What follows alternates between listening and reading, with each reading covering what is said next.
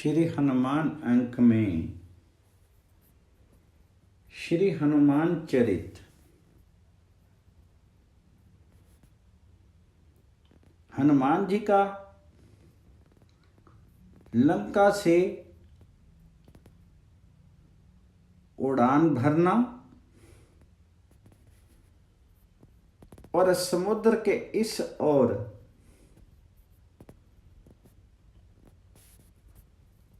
वानरों के पास लौटना।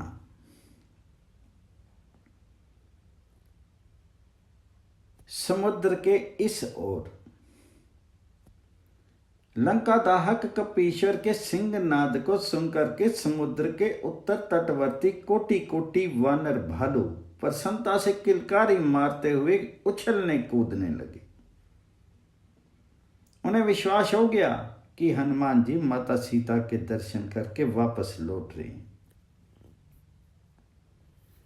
शूरवीर महाबली वानर और भालुओं का समुदाय उत्तर तट पर बैठा हुआ कंदर्प कोटि लावण्य श्री रामदूत के अपलक नेत्रों से प्रतीक्षा कर रहा था। कवि प्रवर श्री मरुत आत्मज का सिंह नाद समझ करके उन्हें देखने की इच्छा से वीर वानर भालू एक वृक्ष से दूसरे वृक्षों पर तथा एक शिखर से दूसरे शिखरों पर कूदने लगे। कुछ वानर सर्वोच्च गिरी शिखरों पर चढ़ करके अतिशय प्रीति पूर्वक स्पष्ट दिखाई देने वाले वस्त्र हिलाने लगे। उसी समय परम वेगशाली बृहत्काय हनुमान जी महेंद्र गिरी के शिखर पर उतरे।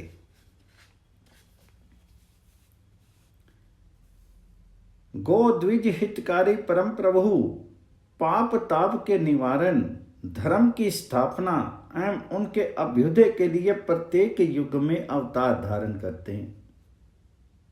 उन प्रभु की मधुर एवं मंगलमय लीलाएं आश्चर्यजनक होती हैं, किंतु उनसे संपूर्ण धरा का परम हित होता है। आनंद रामायण में भगवान श्री राम के किसी कल्प की अवतार लीला में पवन पुत्र की एक अद्भुत कथा उपलब्ध होती है, जो संक्षेप में इस प्रकार है। दशग्रीव की सोने की लंका फूंक करके श्री केसरी किशोर जगत जननी जानकी के समीप पहुंचे। उन्होंने माता के चरणों में प्रणाम निवेदन करके कहा, माँ आप मेरे कंधे पर बैठ जाएं, मैं आज ही समुद्र पार कर आपको प्रभु के दर्शन करा देता हूं।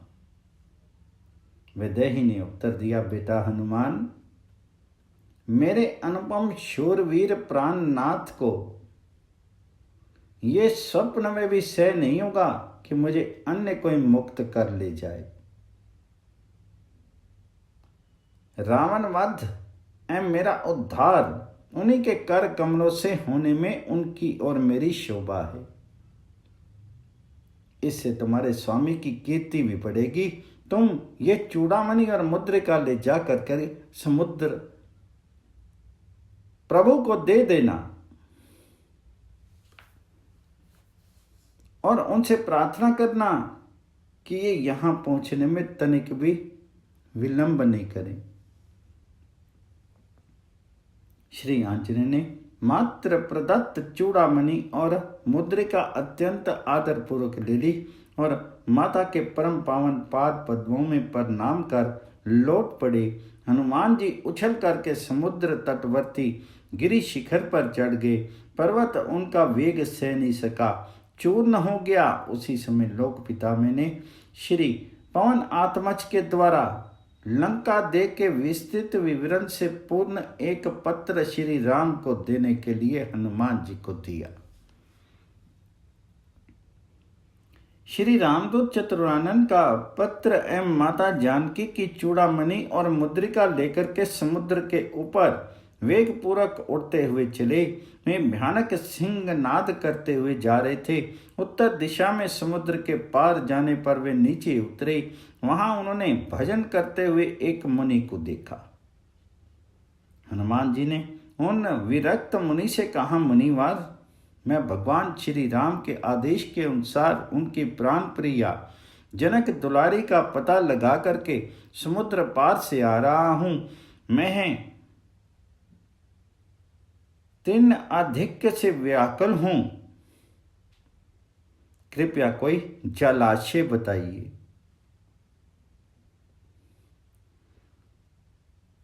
तपस्वी मुनि ने जप करते हुए अपनी तर्जनी उंगली से जलाशय की ओर संकेत किया। जब हनुमान जी तपस्वी मुनि को अपनी लंका यात्रा का विवरण सुना रहे थे, तब अपनी उपलब्धियों की स्मृति से उनके हृदय में बड़प्पन की भावना का स्फुरन हो आया। भगवान ठहरे भक्त गर्व हारी। वे हनुमान जैसे आदर्श सेवक के हृदय में बड़प्पन की भावना का सूक्ष्म से सूक्ष्म स्फुरन भी कैसे सहन कर सकते थे। तत्काल उन्होंने उनके प्रशमन की व्यवस्था कर दी।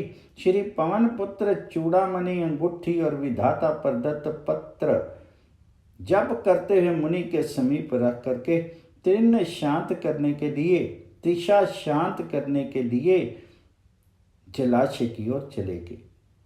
उसी समय मुनि के समीप उछलता कूदता एक बंदर आया। उसने उस मुद्रिका को उठा करके साधु के समीप रखे हुए कमंडलू में डाल दिया और फिर वहां से चला गया।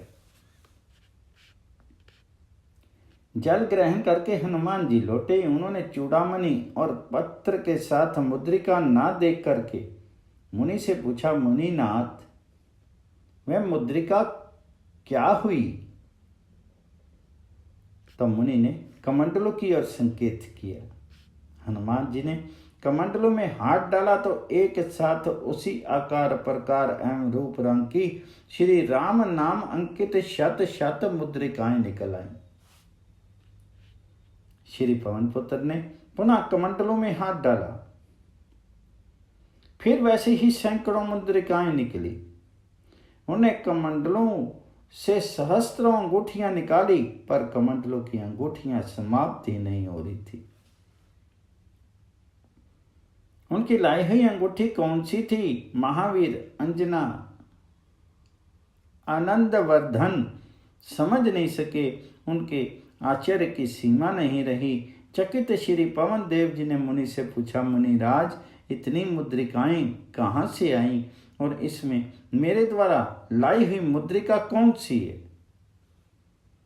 वे अवृद्ध मुनि ने उत्तर दिया, प्रत्येक अवतार में श्री सीता हरण के उपरांत जब जब श्री राघवेंद्र सरकार ने पवन कुमार को उनका पता लगाने के लिए भेजा है, तब तब हनुमान ने लंका में सीता से मिल करके यहाँ अंगूठियां रखी हैं और बंदरों ने उनको उठा उठा करके इस कमंडलू में भर दिया। इसमें तुम अपनी अंगूठी पहचान करके ले लो। तो हनुमान जी का गर्व अंकुर नष्ट हो गया। आचार्य चकित हनुमान जी ने मुनि से पूछा, मुनीश्वर, आज तक कितनी बार श्री राम ने अवतार ग्रहण किया है? तो मुनि ने उत्तर दिया, कमंडलों से मुद्रिकाएं निकाल करके गिन लो। हनुमान जी अंजलि भर भर करके अंगूठियां निकालने लगे, किंतु उनका अंत नहीं हुआ। उन्होंने मुनि के चरणों में प्रणाम किया और मन ही मन कहने लगे, भगवान श्री राम की लीला, गुण एवं शक्ति का अंत नहीं है। उनके अवतारों की भी संख्या नहीं है। मेरे पूर्व भी प्रभु श्री राम की आज्ञा से सहस्त्रों हनुमान माता सीता का पता लगा चुके हैं, फिर मेरी क्या गणना है।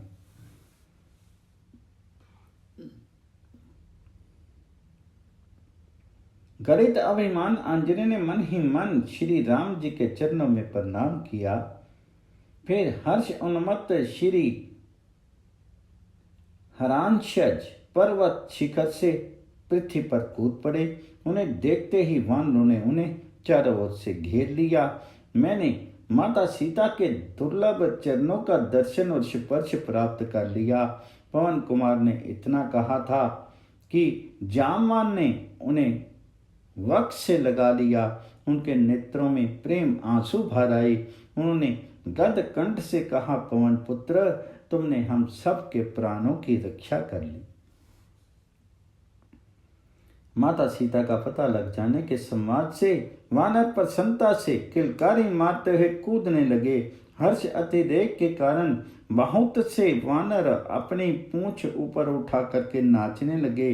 कितने ही अपनी लंबी और मोटी पूंछ घुमाने लगे। कुछ वानर हनुमान जी की पूंछ चूमने लगे और कुछ उनके सम्मुख विविध प्रकार के मधुर फल मूल रख करके उन्हें सुख पहुंचाने के लिए अनेक प्रकार से उनकी सेवा करने लगे। हनुमान जी ने किसी के चरणों में प्रणाम किया तो किसी का आलिंगन किया, किसी के सिर पर हाथ रख करके आशीर्वाद दिया तो किसी की पीठ ठोक करके उनकी प्रशंसा की। समस्त श्री रुद्रांश कुछ ही क्षणों में समस्त वानर भालुओं से मिल गए। शोकहर श्री कपिसत्तम से भक्ति, सीता के दर्शन, रावण से वार्तालाप एवं लंका दाह का समाचार सुनकर के प्रसन्नता से उल्लसित युवराज अंगद ने हनुमान जी से कहा, वानर श्रेष्ठ, बल और पराक्रम में तुम्हारे समान कोई नहीं है, क्योंकि तुम इस विशाल समुद्र को लांघ करके फिर इस पार लौट आए। कपि शिरोमणि, एकमात्र तुम ही हम लोगों के जीवन दाता हो। तुम्हारे प्रसाद से ही हम सब लोग सफल मनोरथ होकर के श्री रामचंद्र जी से मिलेंगे। अपने स्वामी श्री रघुनाथ जी के प्रति तुम्हारी भक्ति अद्भुत है। तुम्हारा पराक्रम और धैर्य भी आश्चर्यजनक है। अत्यंत सौभाग्य की बात है कि तुमने परम सती वैदेही का दर्शन प्राप्त कर लिया। अब इस सुखद समाज से श्री राघवेंद्र का वियोग जनित शोक भी दूर हो जाएगा। फिर जामवान एवं युवराज के परामर्श से यशस्वी हनुमान सहित समस्त वानर समुदाय भगवान श्री राम को सुखदायक समाचार सुनाने कपिराज सुग्रीव के पास चल पड़ा। हनुमान जी आगे आगे चले और इनके पीछे प्रसन्नता से भरा हुआ वानरों का विशाल समुदाय उछलता कूदता चलने लगा। उस समय सिद्ध आदि भूतगण अत्यंत वेगशाली महाबली बुद्धिमान पवन नंदन की ओर अपलक नेत्रों से देखते हुए उनकी भूरी भूरी प्रशंसा कर रहे थे। आकाश में छलांग मारते हुए हर्ष उन्मत्त वानर भालू सर्प के नंदन वन के तुल्य मनोहर मधुवन के समीप पहुंचे। किष्किंधा अधिपति सुग्रीव के मधुवन की रक्षा उनके मामा महाबली दधिमुख नामक वानर सदा किया करते थे। उस मनोरम वन को देख करके वानर समुदाय मधु पीने एवं फल खाने के लिए लालायित हो उठा। हर्ष उन्मत्त वानरों ने इसके लिए युवराज अंगद से आज्ञा मांगी। उन्होंने वृद्ध जामवान से पूछा।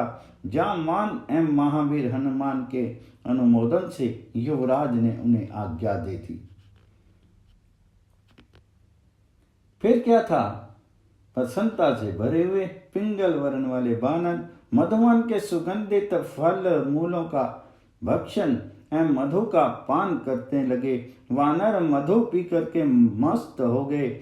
माता सीता का संवाद प्राप्त होने की प्रसन्नता से मधुमत वानरों की बड़ी विचित्र स्थिति थी। आनंद मग्न होकर कोई गाते, कोई हंसते, कोई नाचते, कोई गिरते पड़ते, कोई जोर से चलते, कोई उछलते कूदते और कहीं पर लाभ करते हुए मधु पीते तथा बचा हुआ मधु फेंक देते।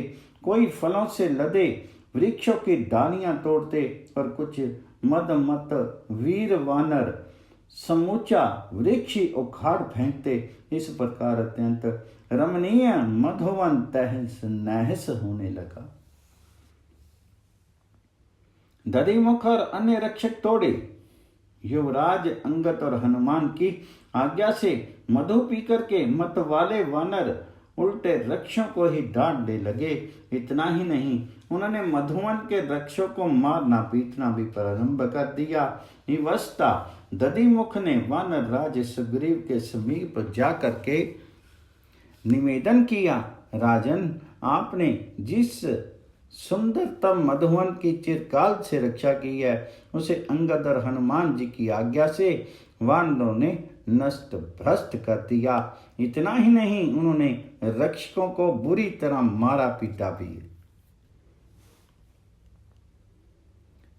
सुग्रीव के हर्ष की सीमा नहीं रही। उन्होंने दधिमुख से कहा, मामा जी, निश्चय ही हनुमान जी माता सीता का दर्शन कर चुके हैं, अन्यथा मधुवन के फल खाने और मधु पीने का साहस वानरों में नहीं होता। युवराज ऐसी आज्ञा कदापि नहीं देते। मधुवन युवराज का ही है, आपने क्षमा कर दी। भगवान श्री राम ने सुग्रीव से पूछा, राजन, तुम ये सीता संबंधी क्या बात कर रहे थे? तो सुग्रीव को ने विनय पूर्वक उत्तर दिया, प्रभु, लगता है हनुमान जी माता सीता का दर्शन प्राप्त कर चुके हैं, अन्यथा वे लोग मधुवन के फल खाने और उसे तहस नहस करने का साहस नहीं कर सकते थे। सुग्रीव ने दधिमुख से कहा, मामा जी, आप जाकर के उन लोगों से कह दें कि वे माता सीता का समाचार सुनाने के लिए प्रभु चरणों में यथाशीघ्र उपस्थित हों। दधिमुख चले गए। भगवान श्री राम और लक्ष्मण के मुख पर प्रसन्नता की लहर देख करके वानर राज सुग्रीव भी आनंदमग्न हो गए। पवन पुत्र हनुमान जी की जय। श्री हनुमान अंक में, श्री हनुमान चरित में श्री हनुमान का परम सौभाग्य। महाबली दधिमुख के द्वारा वानर राज सुग्रीव का आदेश प्राप्त होते ही महामती जामन, युवराज अंगद और श्री हनुमान जी विशाल वानर समुदाय के साथ आकाश में उड़ चले। उस समय प्रस्त्रवनगिरि के शिखर पर श्री राघवेंद्र की परम कुटी थी। प्रभु भाई लक्ष्मण के साथ कुटिया के बाहर स्फटिक शिला पर आसीन थे।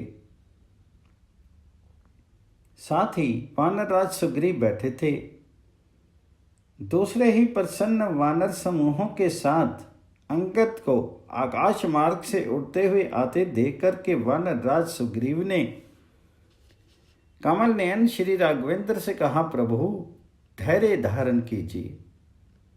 निसंदेह पवन नंदन ने श्री सीता देवी का पता लगा लिया, अन्यथा अवधि समाप्त हो जाने पर युवराज इतने उल्लास से नहीं लौटते।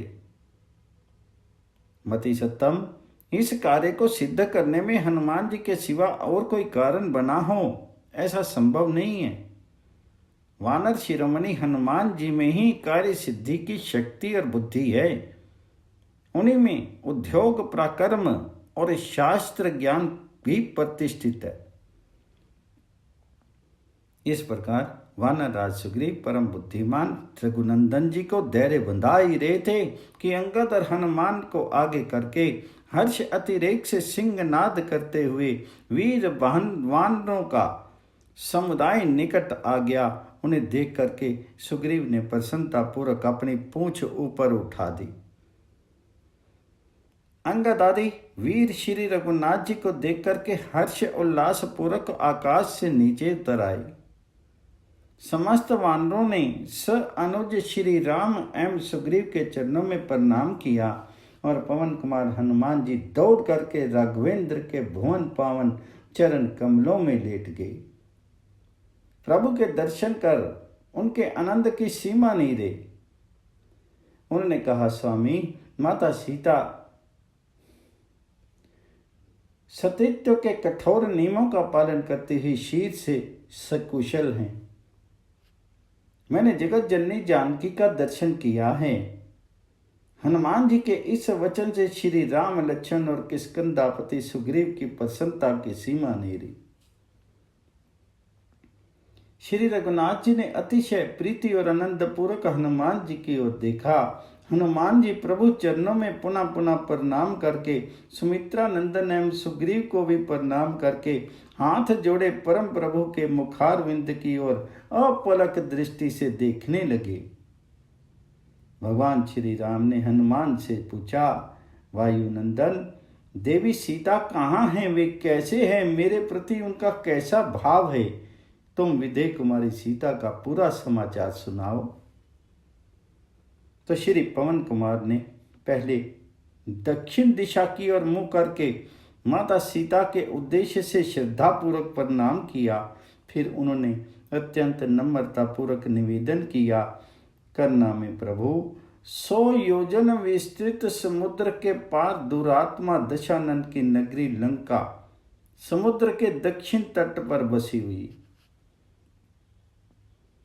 उस राक्षसपुरी में मैंने माता सीता को अशोक वाटिका में अशोक तरु के नीचे अत्यंत व्यथित अवस्था में आपका निरंतर स्मरण करते हुए देखा है। प्रभु, आपके वियोग में जलहीन मीन की भांति छटपटाने वाली माता सीता का दुख ना कहने में ही भला है।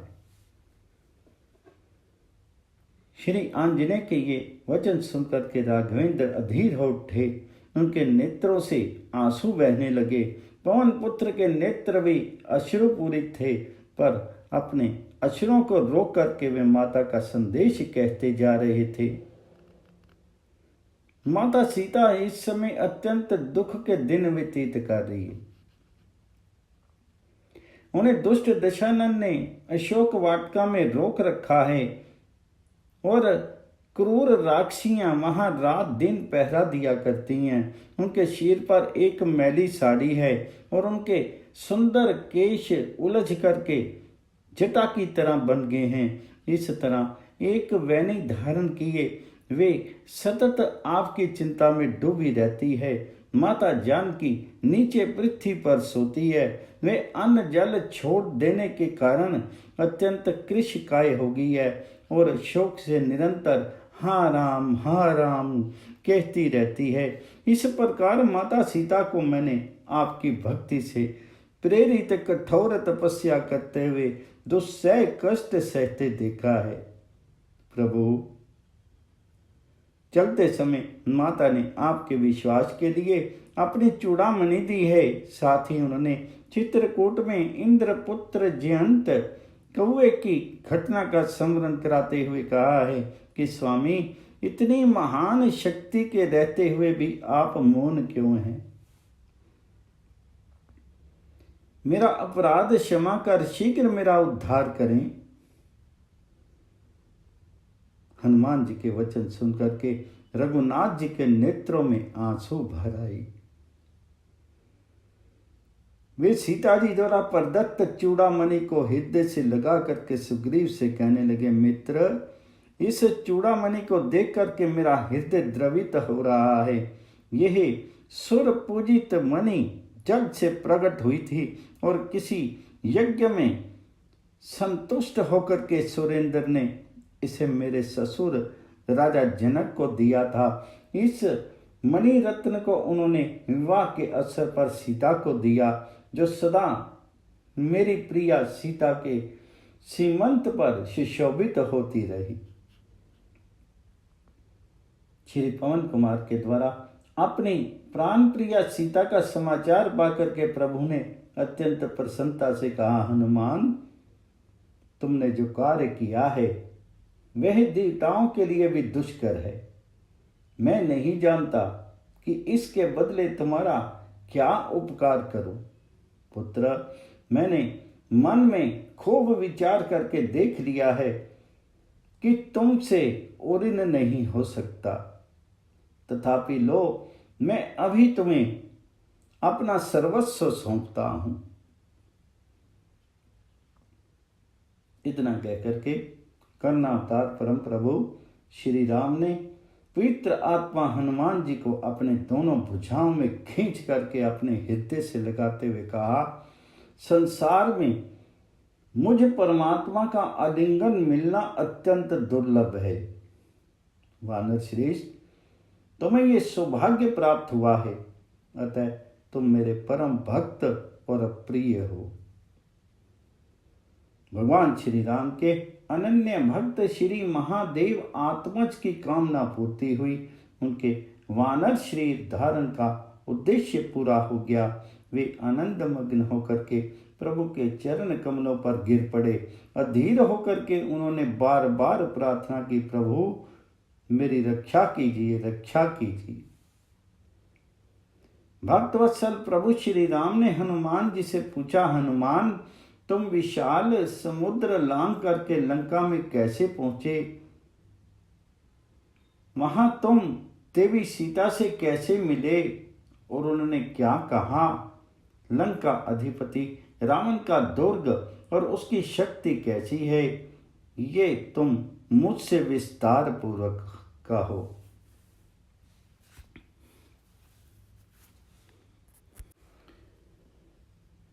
पवन पुत्र हनुमान जी की जय। श्री हनुमान अंक में, श्री हनुमान चरित में लंका यात्रा का विवरण में प्रभु के मुखारविंद की ओर निहारते हुए हाथ जोड़े विनीत आत्मा पवन पुत्र ने कहा, प्रभु मैं सर्वथा पशु और उसमें भी तुच्छ चंचल बानर हूँ। मुझ में विद्या बुद्धि और शक्ति ही कितनी है, किंतु आपके प्रताप से तो रुई भी वड़वा अग्नि को जला सकती है। इसी प्रकार किष्किंधापति के आदेश से माता जानकी के दर्शनार्थ मैं खेल खेल में ही उछला और आकाश में उड़ता हुआ लंका के सागर तट पर पहुंच गया। वहां राक्षसों की दृष्टि से बचने के लिए रात्रि में सूक्ष्म रूप से माता जानकी को ढूंढने लगा।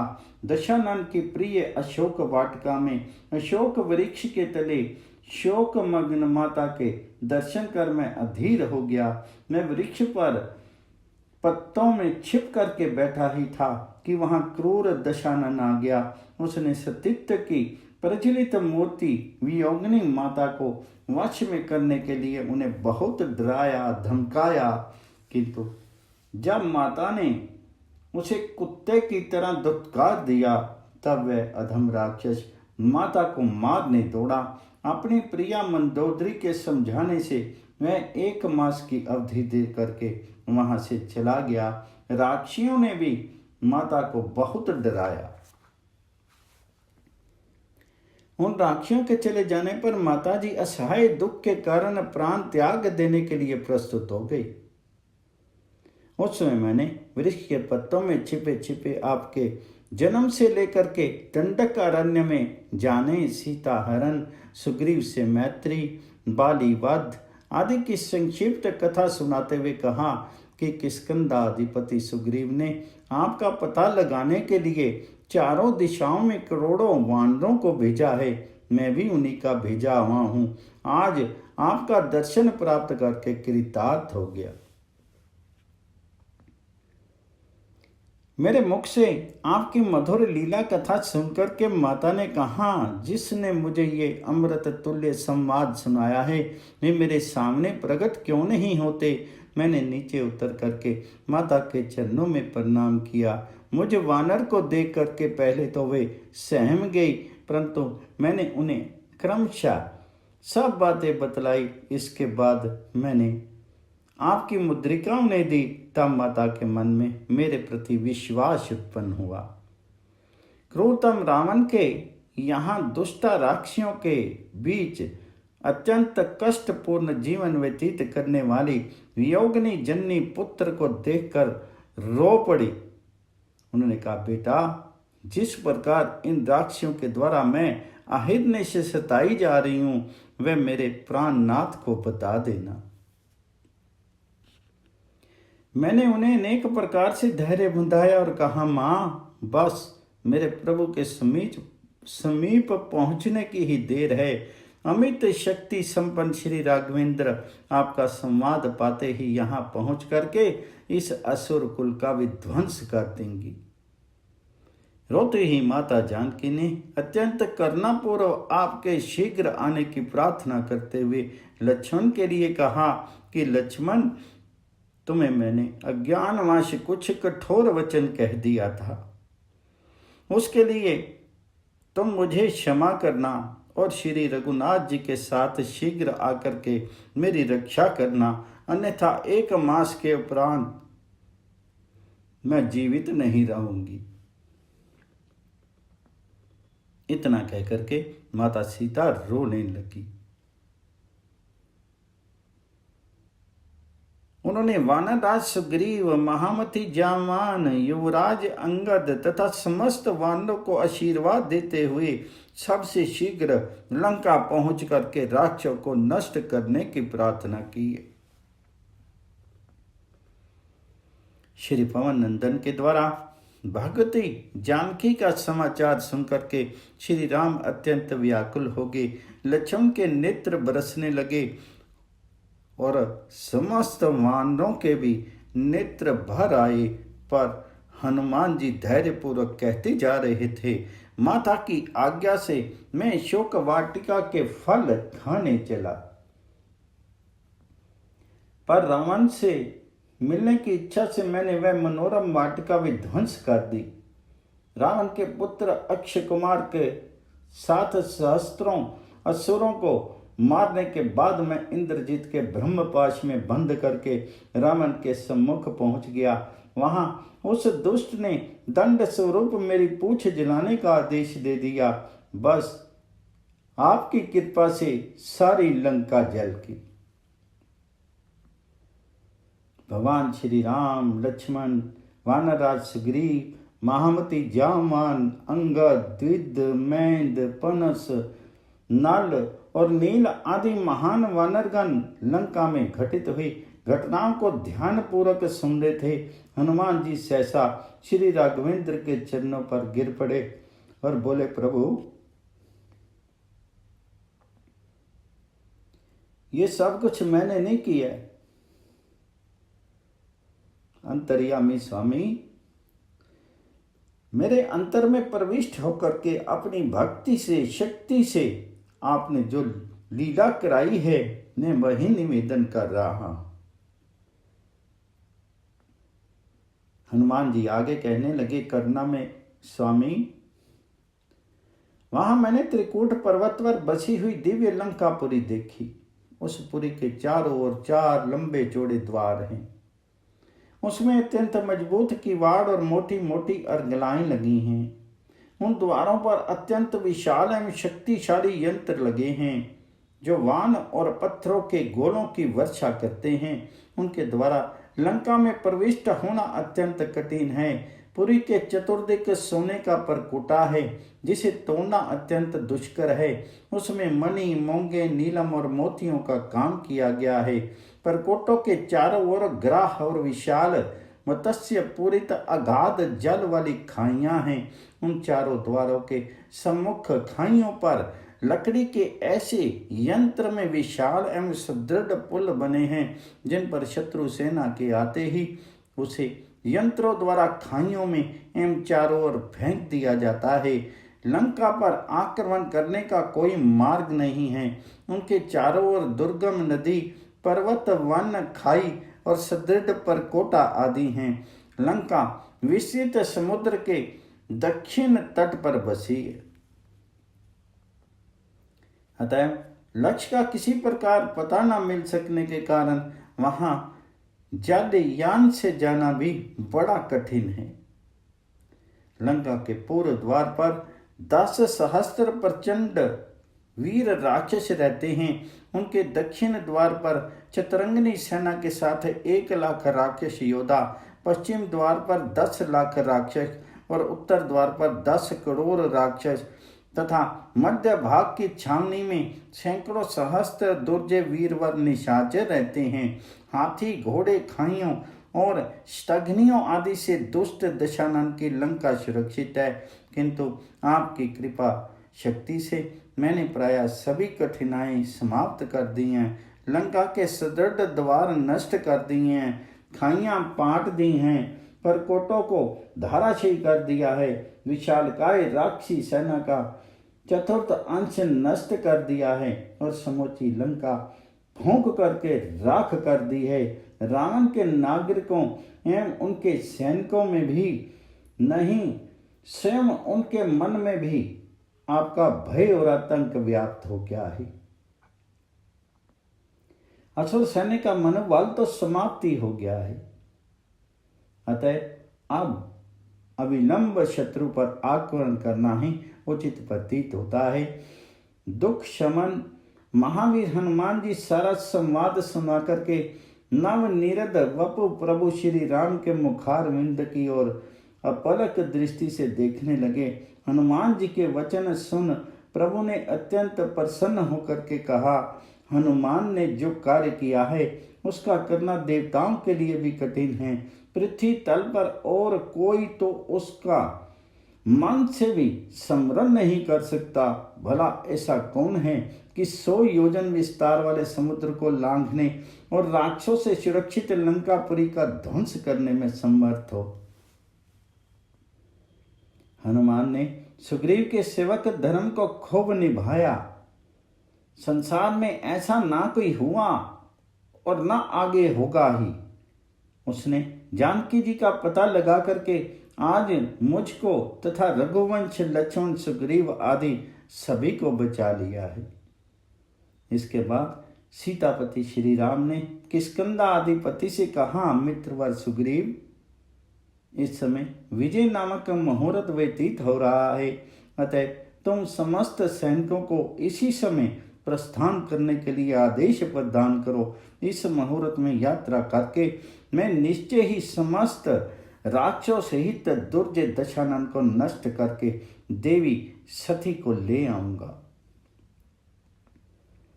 फिर क्या था, सुग्रीव ने तुरंत किष्किंधा के शासन प्रबंध की व्यवस्था की और अत्यंत उल्लासपूर्वक उन्होंने समस्त योद्धपतियों एवं वानरों को कूच करने की आज्ञा दे दी। वीर वानरों के मन में लंका को पीस डालने का अत्यधिक उत्साह भरा था। वे सब एक स्वर में बोल उठे, श्री सीता राम की जय, सानुज श्री राम की जय। सुग्रीव की आज्ञा से कोटि कोटि वीर वानरों और रीछों की महान सेना प्रस्थित हुई। सबके मन में हर्ष एवं उत्साह भरा था। उस विशाल सेना के मध्य वलकल पहने, जटाजूट बांधे और तुनीर कसे वीरवर कमल नयन श्री राम परम सौभाग्यशाली हनुमान जी के कंधे पर बैठ करके चले। वीरवर लक्ष्मण युवराज अंगद के कंधे पर बैठे थे। सुग्रीव दोनों भाइयों के साथ चल रहे थे। गज गवाक्ष मैंड द्विद नल नील सुषैन और जामान तथा अन्य शत्रुहंता समस्त सेनापतिगण सेना के चारों ओर सावधानी पूर्वक देखते जा रहे थे।